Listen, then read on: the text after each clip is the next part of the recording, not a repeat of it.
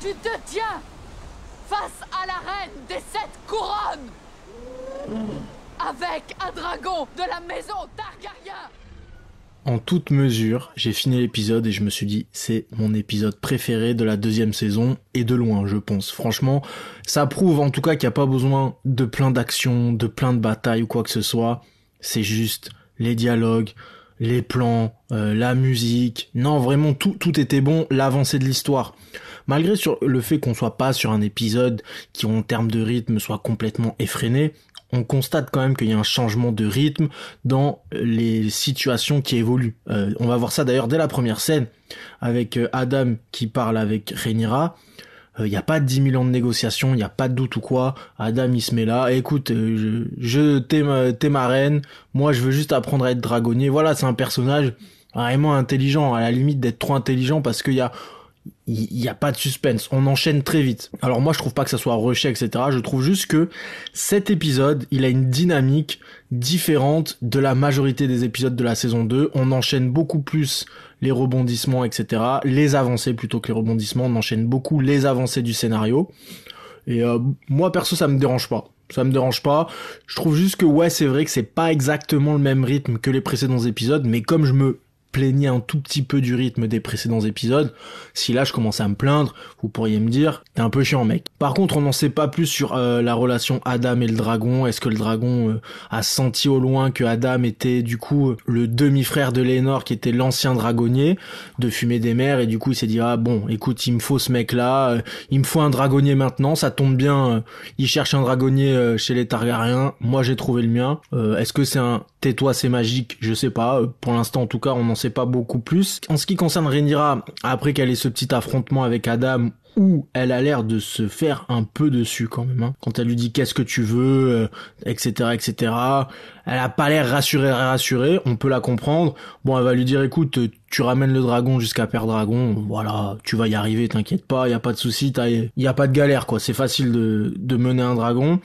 Quand il rentre à Père Dragon, Rhaenyra elle va préférer débriefer avec Mysaria qu'avec son conseil. Et au vu de ce qui s'est passé jusqu'à présent, c'est normal parce que Mysaria lui donne une oreille plus attentive et plus bienveillante, et puis elle donne des meilleurs conseils que son conseil. Voilà, que son conseil restreint.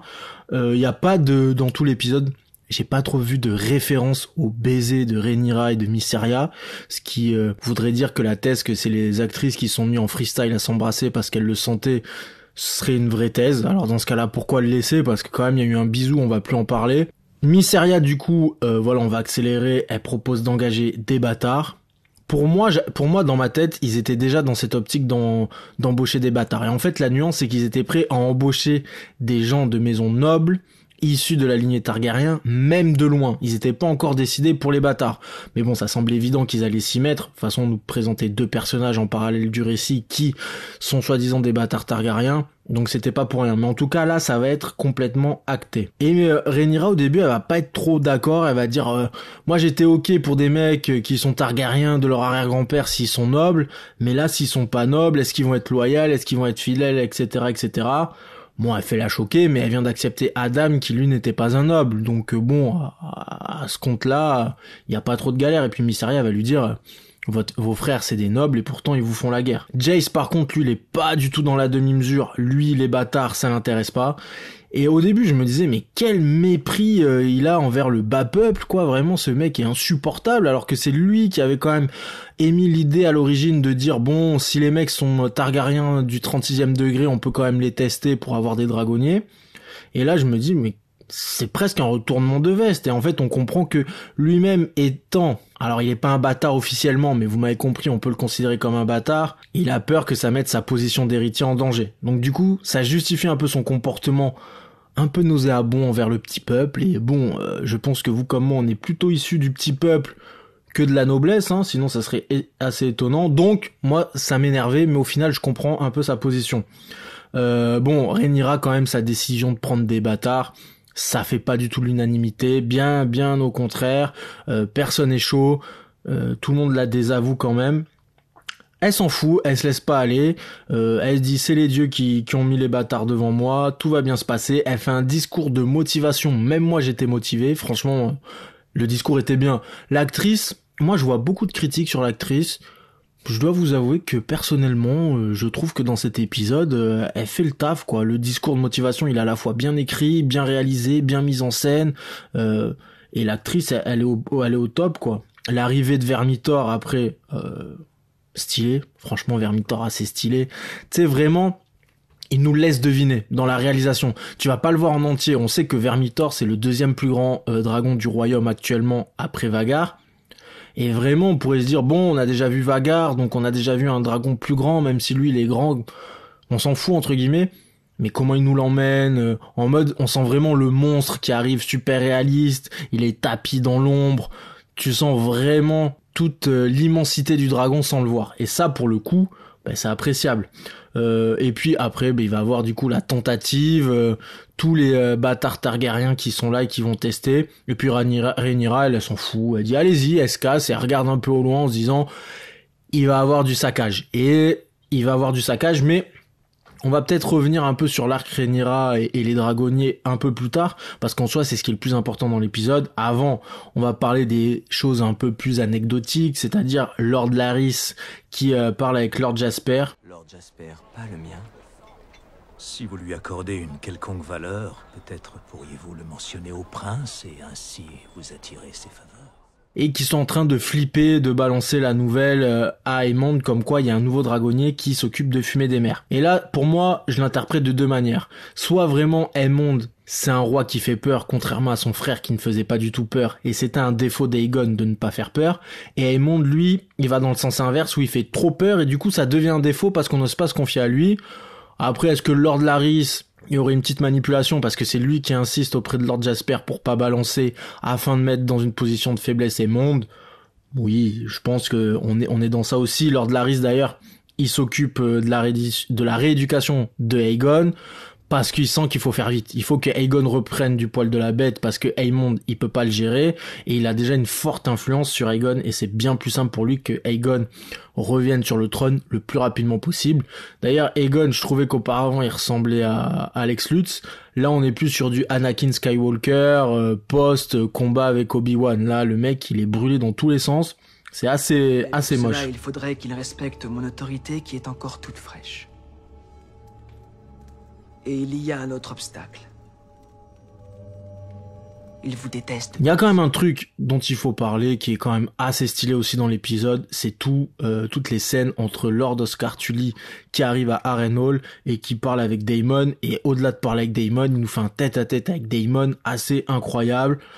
Bon, la finalité, ça va être l'unité du Conflant, voilà, ça c'était prévisible, on le voyait dans le trailer, mais dans les détails de jeu de l'acteur qui interprète Oscar Tully, comment il tient tête à Daemon intelligemment, alors que Daemon c'est un fou, et Oscar Tully il est jeune, il vient de prendre le pouvoir, et franchement il joue super bien le truc, limite, quand je dis il joue super bien, je parle pas de l'acteur, je parle du personnage, il joue super bien son jeu face à un taré comme Daemon, et limite il le joue un peu trop bien, parce que d'où il sort toute cette expérience et aisance politique à son si jeune âge, alors que dans l'épisode précédent, non, c'était il y a 2 épisodes ou 3 quand son grand-père était encore là mais qui vacillait, tu le sentais paniquer, etc. Là, tu sens il a pris de l'aisance et il arrive à se sortir de la situation assez compliquée que Daemon a mis en place d'une manière assez magistrale. Donc voilà, en tout cas, le résultat, Daemon a son armée, il a dit lui-même, moi je veux pas de cœur, c'est-à-dire je ne veux pas de gens qui soient forcément là pour m'aimer, je veux des épées, je veux des gens qui se battent pour moi. En fait, ça m'étonne pas, et ça m'étonne d'un côté parce que quand il était à Port-Réal, il était aimé de ses soldats et tout, il le respectait. Bon, là tu sens que la fin justifie les moyens pour Daemon. Lui, il s'en fout, ce qu'il veut c'est gagner. On sait pas vraiment s'il sera avec Rhaenyra ou pas, c'est un peu bizarre. La dernière vision qu'il a avec Viserys, et j'espère que ça sera la dernière vision tout court, même si celle-là était stylée et celle de l'épisode précédent était stylée aussi, nous laisse croire que peut-être il commence à remettre en question le fait que ça soit une bonne chose pour lui qu'il ait la couronne. Parce que pour moi, de toute façon, ce qui doit se passer, c'est que Daemon, voilà, se range du côté de Rhaenyra, je suis ton roi consort, on fait équipe, et puis voilà, c'est quand même pas si mal. C'est un détail qu'il soit roi consort ou pas. Daemon, arrête de nous prendre la tête pour ça. Fais-nous une belle bataille, un beau face-à-face avec Aemond, et tout le monde sera content, quoi. Il n'y a rien de sain ici.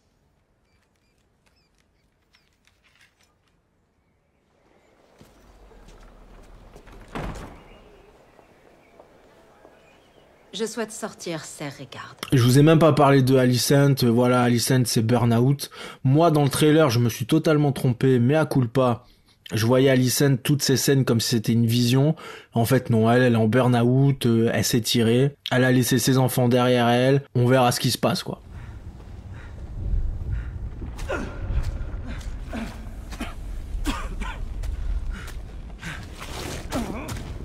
Ce qui est le plus intéressant, ça va être du côté des Noirs, du coup. On revient un peu sur la trame principale de l'épisode. Corlys va demander à Aline de préparer des bateaux pour aller chercher les bâtards à Port-Réal. Il faut suivre le plan de Mysteria, c'est-à-dire de ramener des bâtards Targaryens de Port-Réal pour faire passer la candidature, ce qu'on avait vu un peu plus tôt. Ce qu'on apprend dans cette scène, bon, c'est encore une fois Corlys qui parle sur le port avec son fils. Vraiment, on dirait, ils ont tourné toutes ces scènes-là en une après-midi. Ils avaient un décor. Bon, voilà, Corlys, tu tourneras toutes tes scènes avec ton fils au port. Bon, ok, c'est pas méga dérangeant en vrai. Ce qu'on apprend est quand même plus intéressant. Aline, lui, il s'en fout de devenir dragonnier parce que Corlys, il nous dit quand même des choses intéressantes. Il dit, ok, ton frère, il est devenu dragonnier. Je t'avoue que je sais pas quelle était l'origine de sa mère. Peut-être que sa mère avait des origines targaryennes. Ok, intéressant. Mais il y a vraiment peu de chance. Il dit, nous, certes, on est une famille de la valérienne, mais on n'a jamais pu gérer des dragons. Donc si ton frère peut gérer des dragons, et que si ça vient du sang, toi forcément tu peux gérer un dragon. Et le gars il dit, moi je m'en fous, je suis un mec de la mer et du sel, rien à foutre des dragons, je veux rester sur mon bateau, etc., etc. Donc quand même ce qui est intéressant, c'est que peut-être que la mère de Adam et Aline était d'ascendance targaryenne. Ou alors, comme l'a dit Rhaenyra à un moment, elle le dit elle-même. Je ne sais pas ce qu'il faut faire pour gérer un dragon. J'ai toujours cru des choses, mais peut-être que ces choses étaient fausses. Est-ce que c'est votre sang? Est-ce que c'est votre valeur? Est-ce que c'est votre courage? Et ça, justement, ce discours-là de Rhaenyra, il va être entre guillemets désavoué par la suite, par la fin du recrutement, de l'épreuve finale, parce que bon, voilà, quand tout le monde va prendre feu, tout le monde va brûler. Il y a 2 personnes qui vont trouver leur dragon. Bon là par contre sur le coup il y a aucune surprise, hein. C'est les 2 mecs qu'on nous a présentés en parallèle depuis le début de la saison, les deux mecs de Port-Réal. Et on voit clairement que ces 2 personnages ont 2 entités totalement différentes. T'as Hull qui lui, bon, c'est le mec un peu mytho, qui s'est dit dans le doute, je suis peut-être Targaryen, mais en tout cas, je vais exagérer. D'ailleurs, sa session recrutement, elle est marrante, et il y a beaucoup de scènes marrantes avec lui, alors que Hugh, lui, il est plus dans le pathos, quoi. Il est plus dans le drama, il a pas réussi à sauver sa fille, c'est sa dernière chance de faire quoi que ce soit, donc il va aller là-bas pour prendre un dragon. Et en fait, dans tout ça, il y a vraiment les 2 actions qui montrent les 2 paroles de Rhaenyra. Est-ce que c'est le sang? Est-ce que c'est votre bravoure, votre valeur morale qui fera que vous pourrez avoir un dragon? Et en fait, les 2 sont complètement opposés. Il y en a un qui prend la fuite et qui tombe sur un dragon sans faire exprès, et l'autre, Hugh, qui est héroïque et qui va du coup être choisi par le dragon parce qu'il est héroïque, il est charismatique et tout. Et c'est logique parce que quand tu vois Vermithor, il avait pas eu de dragonnier depuis Jaehaerys. Jaehaerys était l'un des mecs les plus respectés quand même du royaume, et du coup bon, Vermithor il choisit Hugh, peut-être parce qu'il voit que Hugh sauve la vie d'une fille à côté, donc il se dit c'est un gars qui a de la valeur, peut-être que je le choisis. En tout cas, cet épisode il va pas nous permettre d'en savoir plus sur le recrutement, sur le choix d'un dragon pour son dragonnier. Bien au contraire, ça laisse du flou, mais peut-être que ça nous dit tout simplement, ça peut être n'importe qui tant que t'as de la valeur. Peut-être que Adam, il a été pris parce qu'il a de la valeur, ou parce que c'est le demi-frère de Laenor, et le dragon s'est dit c'est lui qui est le plus proche de Laenor, etc.